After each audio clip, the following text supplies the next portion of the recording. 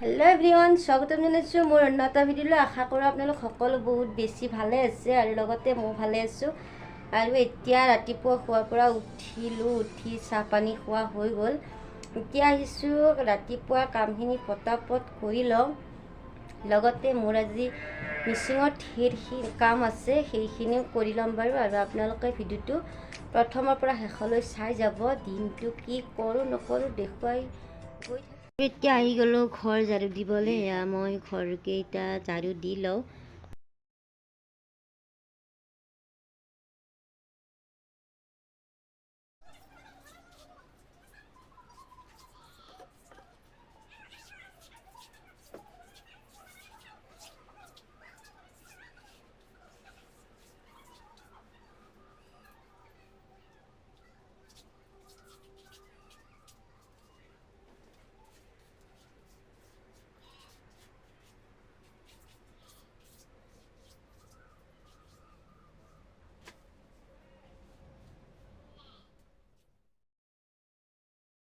আৰু এতিয়া লগতে বাৰাণ্ডাকেইখনো ঝাৰু দি লওঁ আৰু তাৰপিছত আৰু কি কৰোঁ আপোনালোকক দেখুৱাম বাৰু আৰু আপোনালোকে চাই যাব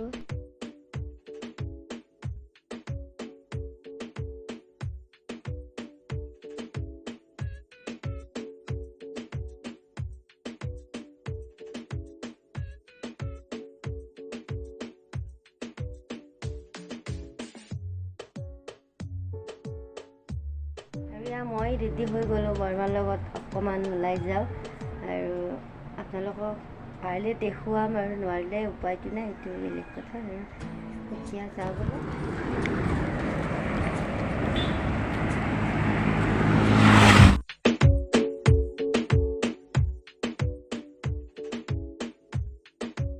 আৰু আহি পালোঁ দোকানত বৰমা কিবা ল'ব বাহঁতৰ ঘৰত নিবলৈ আৰু ইয়াত দোকানত এতিয়া বৰমা লৈ আছে পালোঁ বাহঁতৰ ঘৰ এইটোৱে হৈছে বাহঁতৰ ঘৰ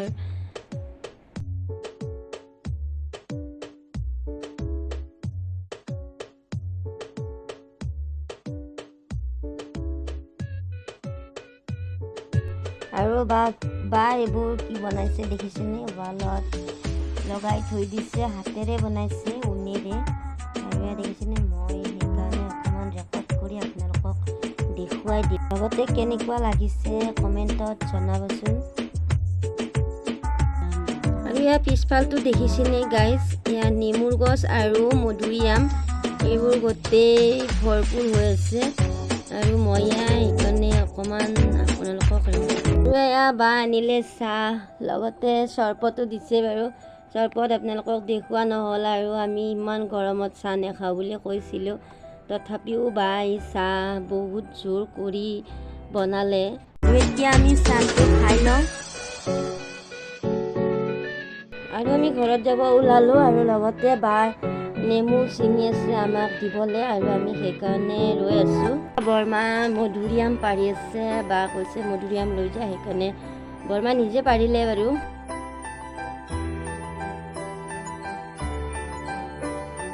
দেখিছেনে গাইজ ৰাস্তাত ইমান ৰ'দ দিছে আৰু ৰ'দত ওলাব নোৱাৰি আৰু ৰাস্তাত কিমান জোৰ ৰ'দ দিছে আমাৰ মুখকেইখন দেখিলে গম পোৱা যায় আপোনালোকে দেখিছেনে আমি ইমান ৰ'দত ছাতি লৈ অহা নাই আহিলে অকণমান ৰ'দটো গম পালোঁহেঁতেন আমি পাহৰি থাকিলোঁ সেইকাৰণে বহুত ৰ'দ দিছে বৰমাই তেওঁ মূৰত কাপোৰ লৈছে বাৰু মোৰ সেইখন আকাশখন চাওকচোন গাইজ ইমান মৰম লাগিছে চাবলৈ সেইকাৰণে মই অকণ ৰেকৰ্ড কৰি আপোনালোককো দেখুৱাই দিলোঁ এয়া দেখিছেনে আৰু আমি এয়া ঘৰ পালোঁহি আৰু অকণমান আছে ঘৰ পামেই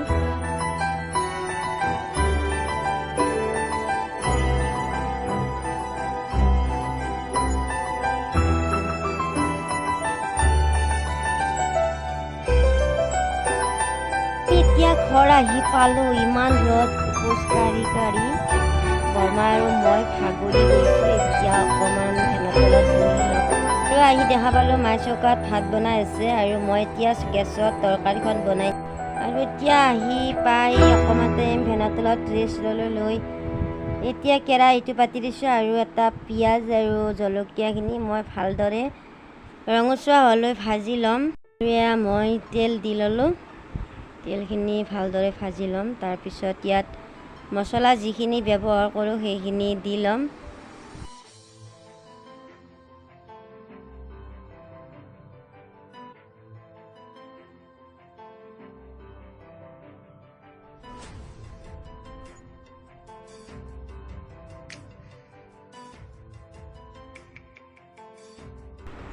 পিঁয়াজখিনি ভালদৰে ৰঙচুৱা হৈ গ'ল। এতিয়া মই ইয়াত দি দিম শুকান মাছ,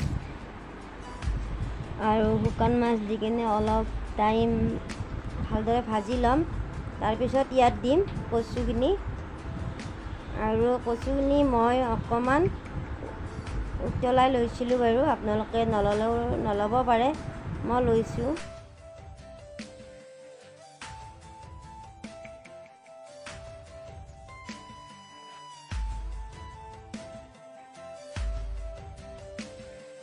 শুকান মাছখিনি দি মোৰ এনেদৰে ভালদৰে ভাজি লোৱা হৈ গ'ল। এতিয়া দি দিছোঁ ইয়াত কচুখিনি এতিয়া ভালদৰে মছলাখিনিত মিক্স হোৱাকৈ এনেদৰে ভাজি লৰাই থাকিম। লৰাই ইয়াত ঢাকনিখন মাৰি দিম, আৰু ইয়াত মই কোনো ধৰণৰ পানী ব্যৱহাৰ নকৰোঁ।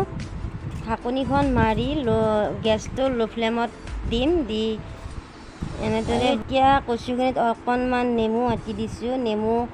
নেমুখিনি দিলে নধৰে আৰু কচুখিনি ভালদৰে সিজি যায়, সেইকাৰণে নেমু অলপ আটি দিয়া হৈছে।